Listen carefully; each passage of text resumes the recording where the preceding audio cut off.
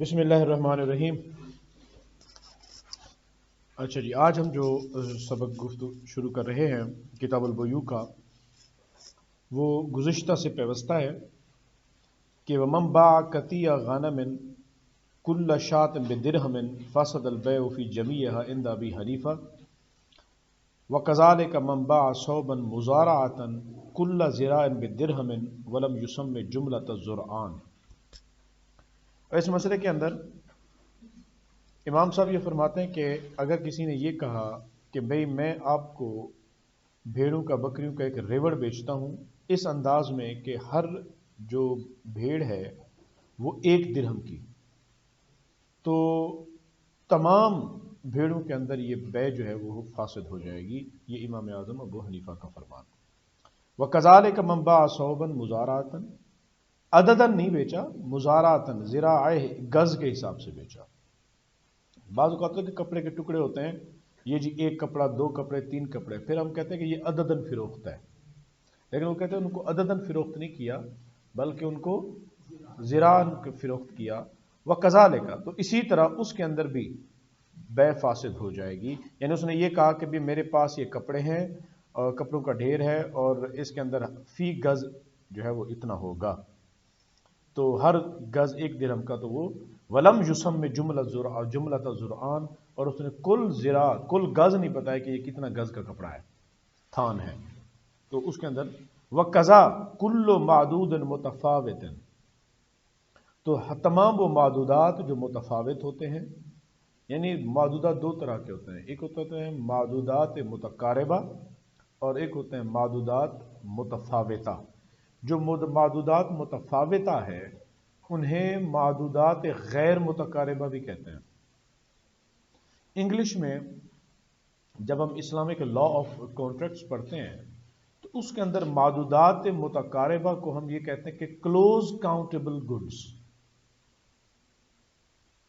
Close CLOSE کے spell کے ساتھ، کہ کلوز کاؤنٹیبل گڈز، معدودات متقاربہ اور معدودات متفاوتہ یا غیر متقاربہ فار کاؤنٹیبل گڈز، FAR کے ساتھ، فار، جو ایک دوسرے کے قریب قریب نہ بنتی ہوں، فار کاؤنٹیبل گڈز۔ اخروٹ یہ معدودات متقاربہ میں آتا ہے کہ اخروٹ آپ کسی کے توڑ دیے، اس کے بدلے میں کوئی بھی اخروٹ اٹھا کے دے دیتے تو قابل قبول ہے۔ انڈے کسی کے توڑ دیے تو انڈے آپ اسی کے بدلے دین پر آپ کے واجب ہو جاتے ہیں، آپ دے سکتے ہیں، تو یہ معدودات متقاربہ۔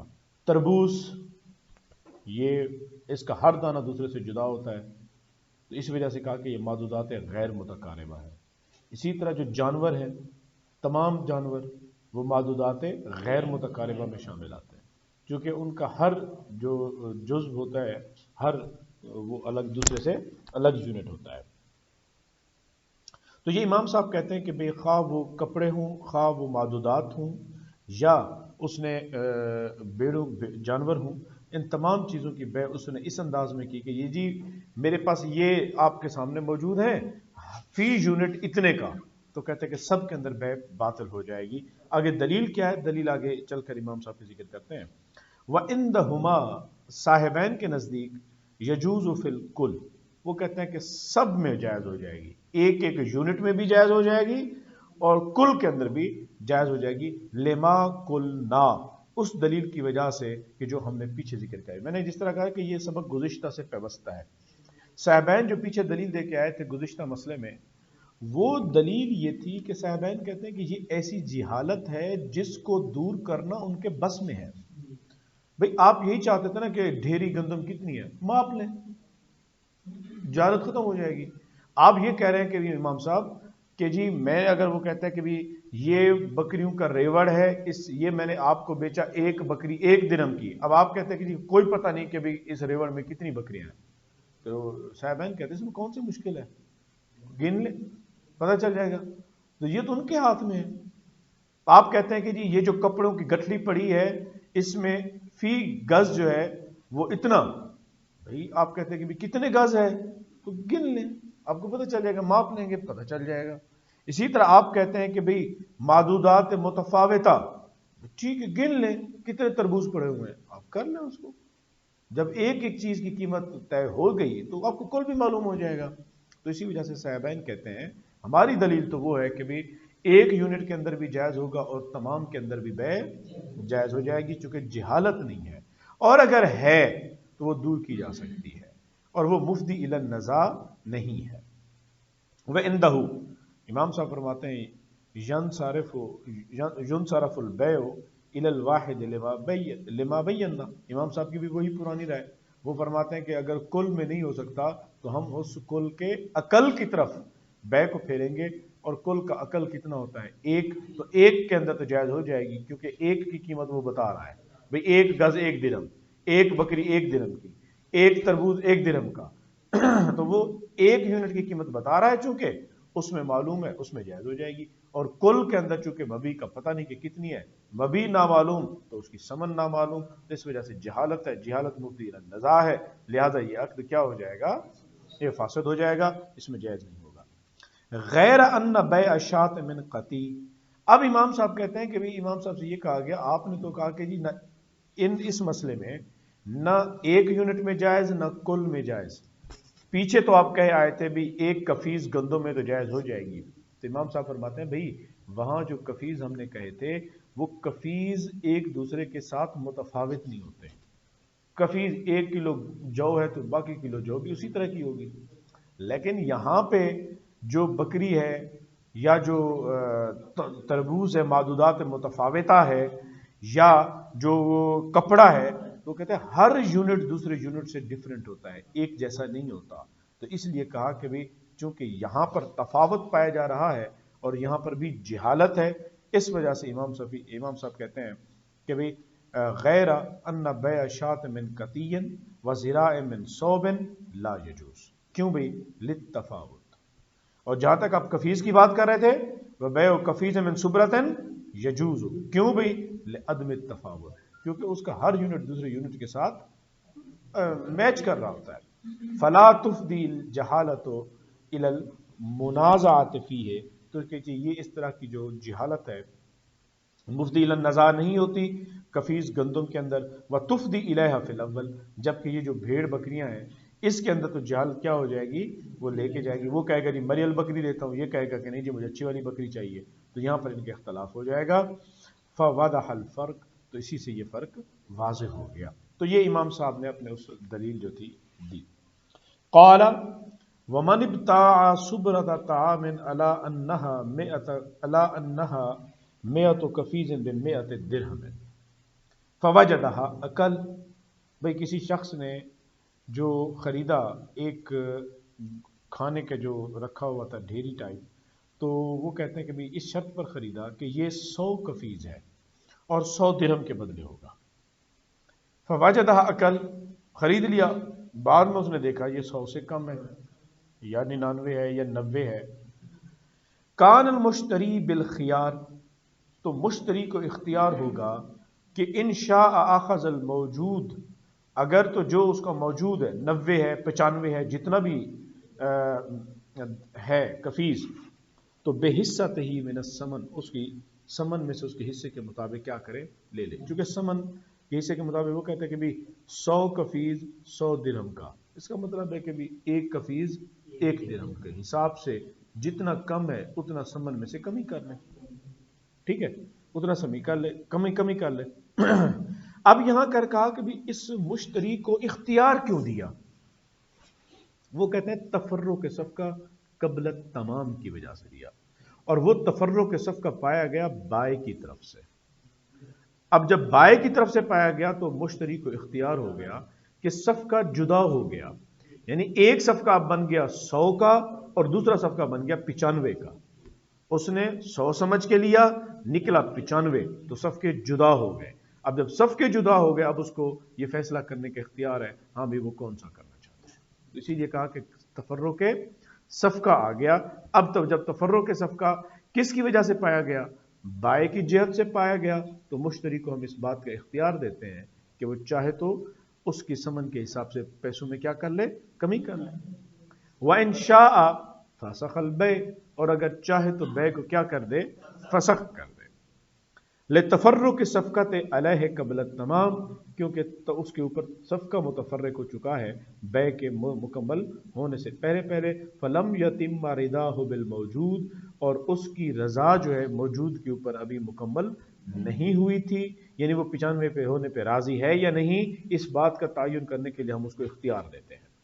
وَإِن وَجَدَهَا أَكْثَرَ، ہاں دوسری صورت یہ پاسبل ہے کہ بھی اس نے 100 کر کے لیا تھا لیکن اس میں سے نکل آئے زیادہ، فَزِيَادَةُ لِلْبَائِ، تو کہتے ہیں کہ اس کا جو عقد بے ہوا تھا جس مبیع پر، جس مقدار پر، وہ مقدار تھی 100، تو 100 کے اوپر اس کی بے تو ہے، 100 سے اوپر اس کی بے نہیں ہے، اب وہ اس کے اوپر کس کا حق ہوگا؟ وہ بائع کے لیے ہوگی، لِأَنَّ الْبَيْعَ وَقَعَ عَلَى مِقْدَارٍ مُعَيَّنٍ، چونکہ بے جس معقود علیہ پر ہوئی تھی اس کی مقدار معین تھی، وَالْقَدْرُ لَيْسَ بِوَصْفٍ، یہاں پر جو وَالْقَدْرُ لَيْسَ بِوَصْفٍ، یہاں پہ حقیقت میں امام صاحب ہدایت اصول بیان کر رہے ہیں۔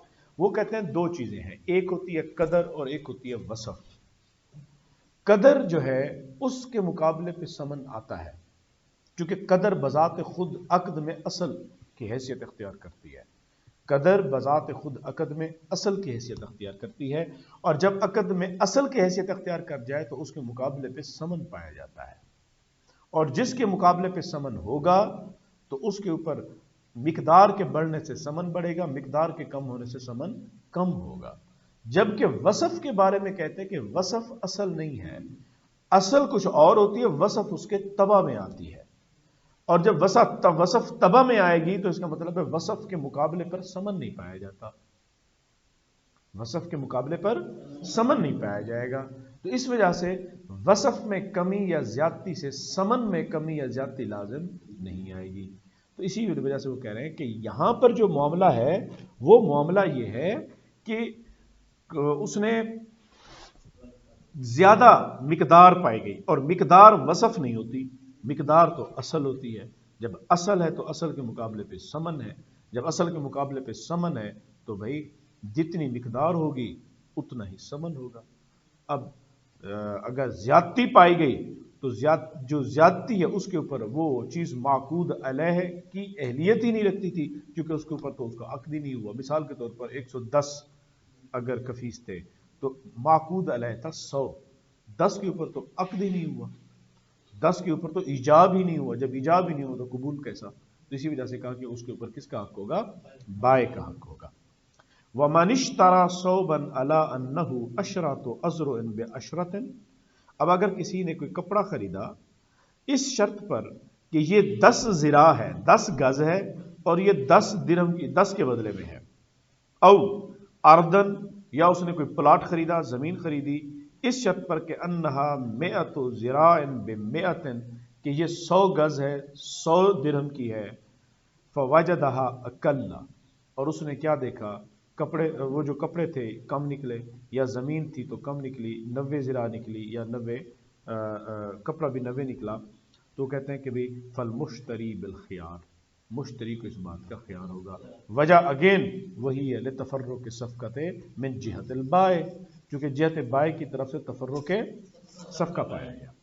انشاء اخذها بجملۃ الثمن، چاہے تو جو مکمل قیمت اس جتنی دی ہوئی ہے اسی کے عوض وہ قبول کر لے، چپ کر جائے۔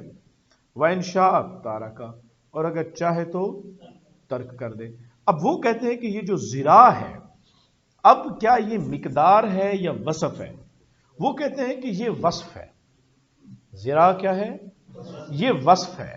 اب وہ کہتے ہیں جب یہ وصف ہے، اب جو کمی اور بیشی ہو رہی ہے، کمی ہوئی ہے وصف میں ہوئی ہے، اور وصف کے مقابلے پر ثمن نہیں ہے، اس وجہ سے وہ کہتے ہیں کہ جو ثمن طے ہو گیا وہ ثمن موجود رہے گا، لہذا جو کمی آئی ہے وصف میں آئی ہے، لہذا اس وجہ سے وصف میں کمی سے ثمن میں کمی لازم نہیں آئے گی۔ تو اسی لیے چاہے تو اسی جو قیمت طے ہوئی 100، پہلے تھا کہ بھی 100 گز ہے تو 10 ازرن 10 ذراع ہے تو 10 کے بدلے، یا 100 ذراع زمین تھی 100 کے بدلے، تو کہتے ہیں کہ بھئی اب اگر 90 نکلی ہے اور ادھر 9 گز نکلا ہے تو قیمت جو طے ہوئی تھی قیمت وہی ادا کرے گا اور قیمت میں کمی نہیں آئے گی۔ ہاں یہ اختیار دیتے ہیں کہ بھی اگر اس کو سمجھتا ہے کہ بھی گھاٹے کا سودا ہے تو انشاء تارا کا تو کیا کر دے گا، چھوڑ دے گا. لأن الزراع وصف فی الثوب، چونکہ زراع کپڑے کے اندر کیا ہے، وصف ہے. اب اس عقد میں اصل کیا ہوگی، اصل کہتے ہیں کپڑا ہے، اصل کپڑا ہے. کپڑا ہم ایک کپڑا، دو کپڑے، تین کپڑے، وہ کہتے ہیں یہ معدودات میں ہے. اب اگر کپڑے کی مقدار بڑھے گی تو ثمن کے اوپر اثر پڑے گا، لیکن زراع کیا ہے، اس کا وصف ہے، لہذا وصف میں کمی بیشی سے ثمن پر کوئی نہیں آئے گا. الا ترى، کیا تو نہیں دیکھتا کہ انہ عبارت عن الطول والعرض، یعنی کہ پیمائش کی جاتی ہے اس کی. والوصف لا يقابله شيء من الثمن، اصل اصول یہ ہے، وہ کہتے ہیں جو وصف ہوتا ہے اس کے مقابلے پر کوئی بھی ثمن نہیں آتا، ثمن کی کوئی چیز نہیں آتی. کا اطراف الحیوان، جس طرح کے حیوان کے اطراف کے مقابلے پر اعضاء کے اوپر کوئی، مثال اگر بکری ہے، بکری کا کان گر گیا، کان کٹ گیا تو اس کی کوئی قیمت نہیں ہوتی، تو وہ کہتا ہے کہ بھی اصل چیز تو بکری ہے، اس کے جو اعضاء ہیں اس کی کوئی قیمت نہیں ہوتی، تو وہ اسی طرح اس کی مثال دیتے ہیں. فلہذا، اسی لیے یاخذہ بکل الثمن، اسے پورے ثمن کے ساتھ لینا پڑے گا.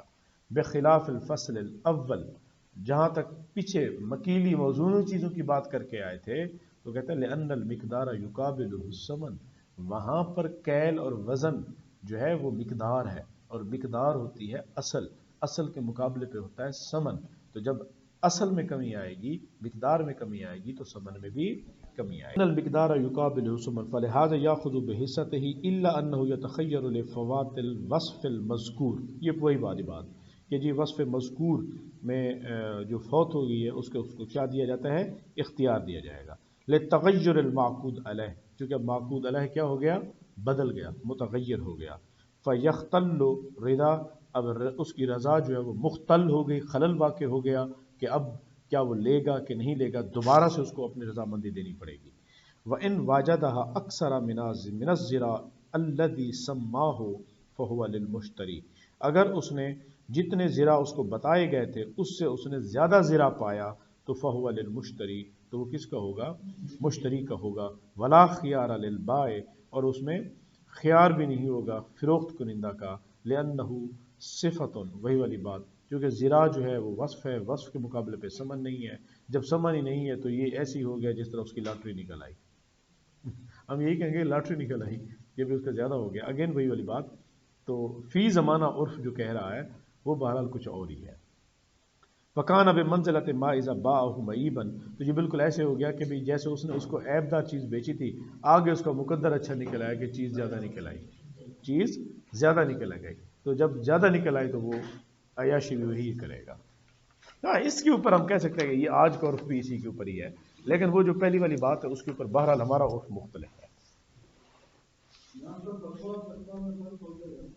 بالکل دیکھیں اس کے اوپر تو فقہ تو واضح ہے کہ بھئی جب عرف بدلتا ہے تو فتویٰ تو بدلتا ہے.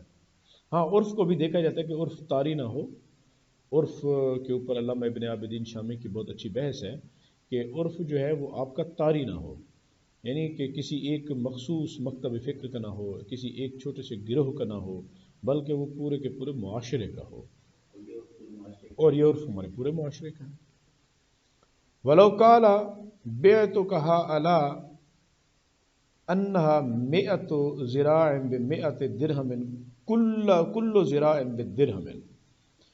اب صاحب قدوری کے بارے میں نقل کرتے ہیں کہ صاحب ہدایہ وہ کہتے ہیں کہ اگر فروخت کرنے والے نے یہ کہا کہ بھئی میں نے تمہیں یہ زمین بیچی اس شرط پر کہ 100 گز زمین 100 درہم کے بدلے میں اور فی گز فی درہم کے بدلے میں، 100 گز زمین 100 درہم کے بدلے میں اور 1 گز 1 درہم کے بدلے میں.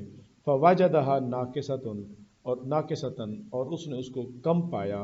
فالمشتری بالخیار، اس کو اختیار ہوگا انشاء اخذها بحصتها من الثمن، جتنی گز ہوگی اتنی قیمت ادا کرے گا. وانشاء تارکا، وجہ کیا ہے، کیوں، اس لیے کہ وہ کہتے ہیں کہ بھی تفرق کے صفقہ پائے گا، اسی وجہ سے اس کو اختیار دے دیں گے. اچھا، لأن الوصف وإن كان تابعا لكنه، اب وہ کہتے ہیں کہ بھی وصف اگرچہ کیا ہوتا ہے، تابع ہوتا ہے، لیکن اب یہاں پر اصل بن گیا. اب یہاں پر کیا ہو گیا، اصل. کیوں، وہ کہتے ہیں بے افراد ہی بذکر الثمن، کیونکہ اب ہر چیز ہر وصف کے ساتھ اس نے سمن کو الگ ذکر کر دیا. جب ذکر کر دیا اب وصف کے مقابلے پہ سمن ذکر کرنے کی وجہ سے آیا ہے، اب تابع نہیں ہے، اب یہاں پر اصل ہے. ان مطلب ساڑھے ذہن جنہیں سوال آتا ہے اماموں نے پہلے پتہ ہے کہ بھی یہی میں پہلے بول سکتے آگے چل کے حل کرنے ہیں.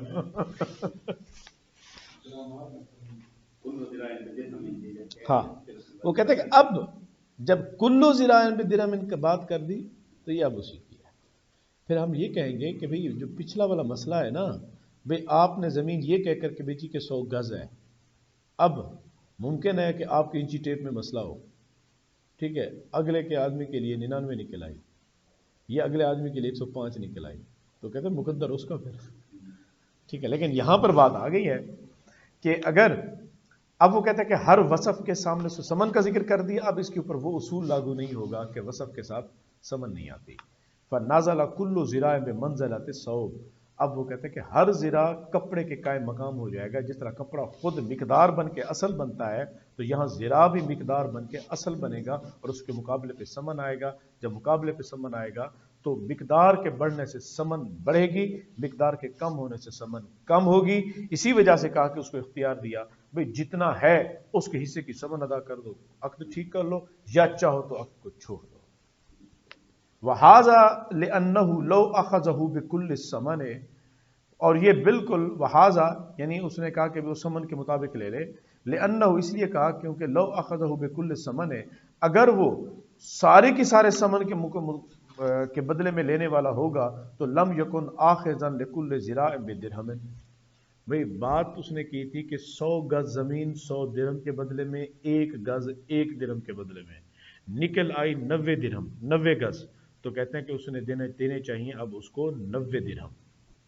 لیکن اگر کہتے ہیں آپ کہتے ہیں کہ نہیں جی 100 درہم دینے چاہیے، اگر آپ اس کو 100 کہیں گے تو جو قیمت کا تعین کیا گیا وہ جھوٹا نکلے گا، کیونکہ 100 درہم دے کر وہ 90 لے گا تو پھر کلو ذراعن بے درہم والی بات جھوٹی نکل آئے گی. تو وہ یہی والی بات کہہ رہے کہ لم یکن آخذا لکل ذراع بدرہم، تو کہتے ہیں کہ پھر فی ذراع فی درہم نہیں رہے گا، کیونکہ جب آپ دیکھیں گے کہ 90 درہم کے 100 درہم کے 90 گز، تو جب کہ وہ خود کہہ رہا تھا 1 درہم کا 1 گز، وہ حساب بھی غلط پڑتا ہے. تو اس حساب کو ٹھیک رکھنے کے لیے پھر اسی لیے ہم نے یہ فتویٰ دیا کہ اسے چاہیے کہ وہ سمن کے حساب سے ہی اس کو کیا کرے، ادائیگی کرے. یعنی 90 گز ہے تو 90 درہم دے دے گا. وَإِنْ وَجَدَهَا زَائِدَةً، اگر اس نے اس کو زیادہ پایا، 100 گز کا بتایا گیا تھا اور 110 نکلی، فَهُوَ بِالْخِيَارِ، اگین اس کو کیا ہوگا، اختیار. إِنْ شَاءَ أَخَذَ الْجَمِيعَ كُلُّ ذِرَاعٍ بِدِرْهَمٍ، كُلَّ ذِرَاعٍ بدرہم. بھئی رکھنے کا انداز کیا ہوگا، بھی جتنی بھی زیادتی وہ رکھے گا فی ذراع فی درہم. وَإِنْ شَاءَ فَسَخَ الْبَيْعَ لِأَنَّهُ إِنْ حَصَلَ لَهُ الزِّيَادَةُ فِي الزِّرْعِ تَلْزِمُهُ زِيَادَةُ الثَّمَنِ. والی بات ہے، اگر زیادہ ملی ہے تو اس کے اوپر زیادہ سمن لازم ہو جائے گا. فَكَانَ نَفْعًا يَشُوبُهُ ضَرَرًا فَيَتَخَيَّرُ، وہ کہتے ہیں اسی لیے اب وہ جو زیادتی ہے ذرا وہ رکھے گا تو اس کو سمن زیادہ دینا پڑے گا، تو یہ اس کے لیے نقصان ہے، یہ اس کے لیے، اسی لیے اس کو اختیار دیا کہ بھی تیری مرضی، زیادہ یا تو رکھنا چاہتا تو زیادہ پیسے ادا کر، اگر نہیں رکھنا چاہتا تو نہ لے، کیونکہ اس میں تیرے نقصان ہے کہ تجھے پیسے زیادہ بھرنے پڑیں گے، اس لیے اس کو کیا دیا، اختیار دیا. وَإِنَّمَا يَلْزِمُهُ الزِّيَادَةُ، اور اس صورت میں اس کو کیا ہو جائے گی، زیادتی لازم ہو جائے گی. لما بین انہ صار اصلا، بات وہی ہے، کیوں، کیونکہ اب یہی چیز اصل بن گئی ہے کہ ہر ذراع کے بدلے میں سمن آیا تو اب وہ وصف بذات خود اصل کے قائم مقام ہو گیا. ولو اخذہ بالعقل، اور اگر وہ عقل کی قیمت بدلے لے گا، لم یکن آخذا بالمشروط، تو پھر جو ان کے درمیان مشروط بات شرط طے پائی تھی، کل ذراع بدرہم، وہ شرط ہی باطل قرار پاتی ہے، چونکہ وہ کم قیمت پر لینے والا ہو گیا. تو اسی وجہ سے اسے یہ بہرحال بڑی کمال کی بحث کہی ہے، اصولوں کو بہرحال یہ کہیں نہیں جانے دیتے.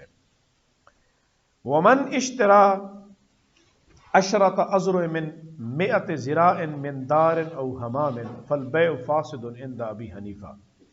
کہتا ہے کہ اگر کسی شخص نے خریدا 10 گز 100 گز میں سے کسی ایک گھر میں سے یا حمام میں سے، کوئی گھر بک رہا تھا یا حمام بک رہا تھا، اور وہ تھے 100 گز کا، اور کہا کہ جی میں ان 100 گزوں میں سے 10 گز خریدتا ہوں، ٹھیک ہے، تو کہتے ہیں امام ابو حنیفہ فرماتے ہیں یہ بے فاسد ہوگی۔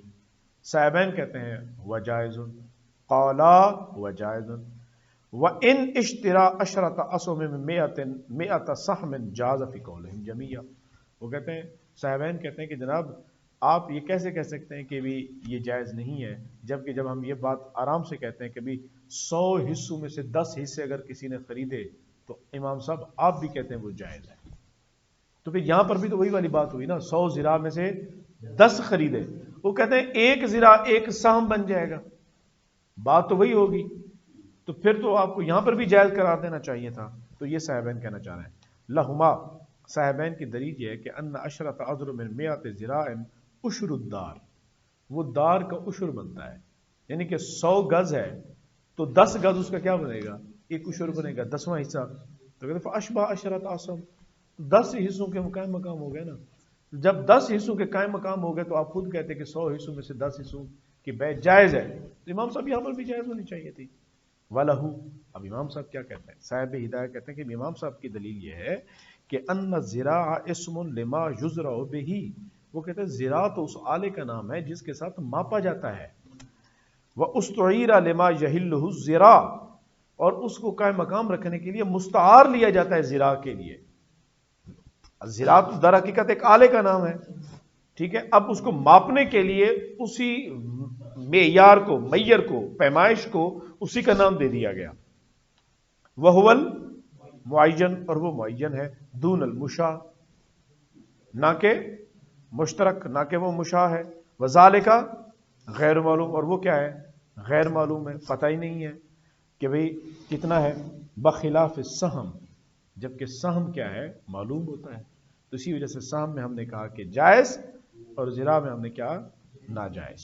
فرق عند ابی حنیفہ تھا، اور امام صاحب کہتے ہیں کہ نزدیک کوئی فرق نہیں ہے، بینما اذا علم جملۃ زرعان او لم یعلم، کہ خواہ اس جملہ زراع کا پتہ تھا یا پتہ نہیں تھا، وہ صحیح، اور وہ کہتے ہیں کہ یہی صحیح ہے، امام صاحب کی ہی بات ٹھیک ہے، خلافا لما یقولہ الخصاف، امام خصاف نے جو بات کہی ہے امام صاحب کے بارے میں، وہ کہتے ہیں کہ بھی امام صاحب، انہوں نے امام صاحب کے بارے میں کہا کہ امام ابو حنیفہ فرماتے ہیں کہ اگر علم ہوگا تو جائز ہوگی، تو وہ کہتے ہیں کہ لبقاء الجہالت، یہ بات امام صاحب ہدایہ پھر ریجیکٹ کرتے ہیں، کہ کہتے ہیں نہیں، وہ صحیح سے انہوں نے امام خصاف کے قول کی انہوں نے رد کیا ہے۔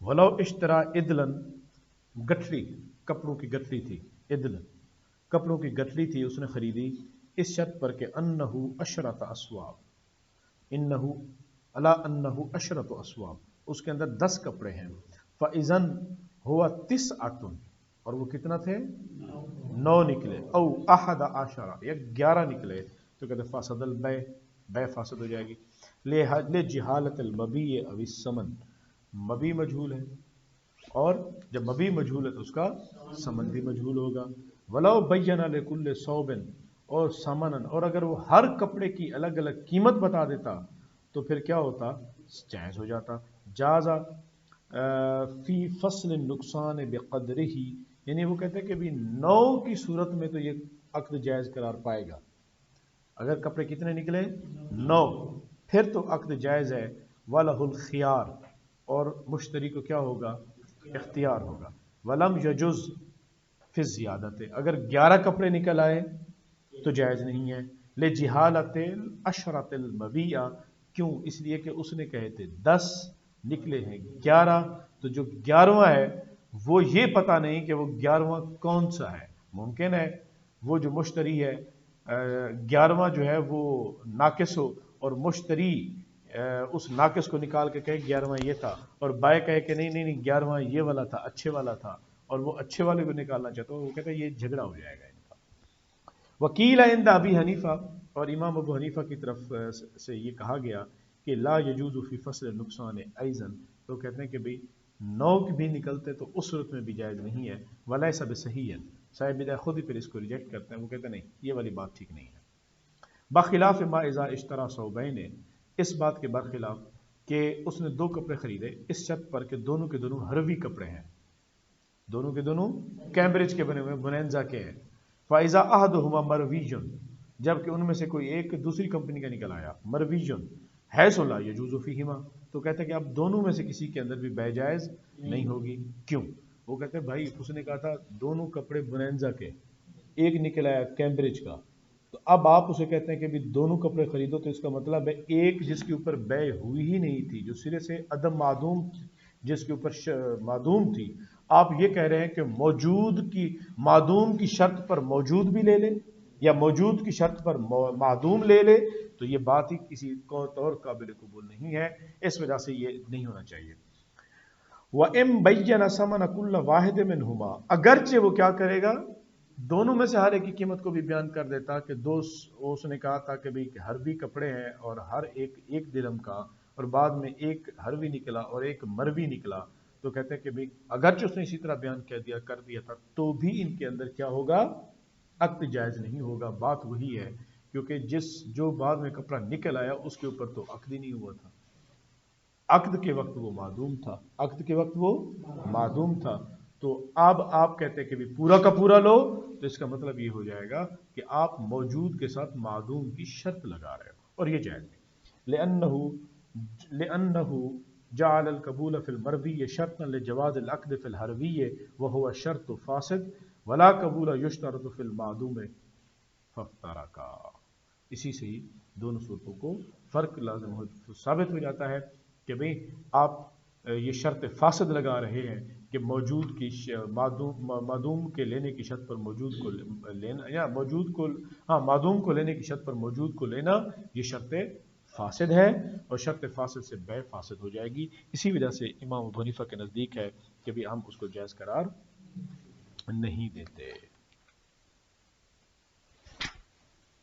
وَلَوْ اشْتَرَى ثَوْبًا وَاحِدًا، اور اگر اس نے ایک کپڑا خریدا، عَلَىٰ أَنَّهُ عَشْرَةُ أَذْرُعٍ، اس شرط پر کہ یہ 10 گز ہے، كُلُّ ذِرَاعٍ بِدِرْہَمٍ، اور ہر گز 1 درہم کا ہوگا، فَإِذَنْ هُوَ عَشْرَةٌ وَالنِّصْفُ، اور وہ نکل آئے 10.5 او 9 ونصف 9.5 نکل آئے. قال ابو حنیفہ فی الوجہ الاول، اب امام صاحب 10.5 کے بارے میں کہتے ہیں کہ یاخذہ بعشرۃ من غیر خیار، 10 جو قیمت طے ہوئی تھی اس کے بدلے میں 10.5 گز رکھ لے، اور اس بارے میں اس کو کوئی اختیار بھی نہیں ہوگا. وفی الوجہ ثانی 9.5 گز نکل آیا تو یاخذہ بتسعۃ، 9 گز کے اوپر رکھ لے گا انشاء، اگر چاہے تو اس پہ اس کو اختیار دے دیں گے، چونکہ اب اس کو تفرق صفقہ آ گیا، اس کو ہم دے دیں گے اختیار. قال ابو یوسف فی الوجہ الاول، امام ابو یوسف 10.5 گز نکلنے کی صورت میں کیا کہتے ہیں، وہ کہتے ہیں یاخذہ باحد عشرہ انشاء، وہ کہتے ہیں 11 رکھے گا اگر چاہے گا تو. وفی الثانی یاخذہ بعشرہ، دوسری صورت میں 10 ادائیگی کرے گا اگر چاہے تو. لیکن ان تینوں کی دونوں کی نسبت جو ٹھیک رائے ہے وہ امام محمد کی ہے. اچھا، امام محمد کی رائے اس وجہ سے بھی ٹھیک ہے، اگر آپ امام محمد حسن الشیبانی کی بایوگرافی پڑھیں، آپ بازار میں جا کے بیٹھا کرتے ہیں اور جا کر معاملات دکانداروں سے باقاعدہ خطاب گفتگو کرتے تھے، بیٹھتے تھے، بھاؤ تاؤ کے بارے میں پوچھتے تھے، ابھی آج کل کیا چل رہا ہے، کس طرح بھاؤ تاؤ لگاتے ہو، ان کے بارے میں روٹین پوچھتے تھے، تب جا کر امام صاحب چیزیں فتوا دیتے تھے. تو اس وجہ سے امام محمد کی رائے زیادہ قریب ہے معاملات کے. یہ دیکھیے گا بڑی پیاری رائے ہے. وقال محمد فی الاول یاخذہ بعشرۃ ونصف، 10.5 ہے تو 10.5 کے بدلے میں رکھے گا، 9.5 ہے تو 9.5 کے بدلے میں رکھے گا. اب دلائل آگے دیں گے. وفی الثانی بتسعۃ ونصف ویخیر، اور اختیار دیا جائے گا تو تفرق صفقہ پایا گیا. لأن من ضرورت مقابلت ذراع بالدرہم مقابلت نصف ہی بنصف ہی، وہ کہتے ہیں جب آپ نے کہہ دیا تھا 1 درہم کے بدلے میں 1 ذراع، انڈرسٹوڈ ہے آدھے درہم کے بدلے میں آدھا درہم. بات سمجھ آ گئی؟ تو فیجری علیہ کا حکم ہوا، اس کے اوپر وہی حکم جاری ہوگا جو ایک پورے درہم کا تھا. والے ابو یوسف کی کہہ رہا ہے، وہ کہتے ہیں کہ انہو لما افرد کل ذراع ببدل، جب ہر ذراع کا ایک بدل آپ نے الگ الگ بیان کر دیا تو نازل کل ذراع منزلۃ ثوب علی حدۃ، تو ہر ذراع ایک الگ کپڑے کے قائم مقام ہو گیا.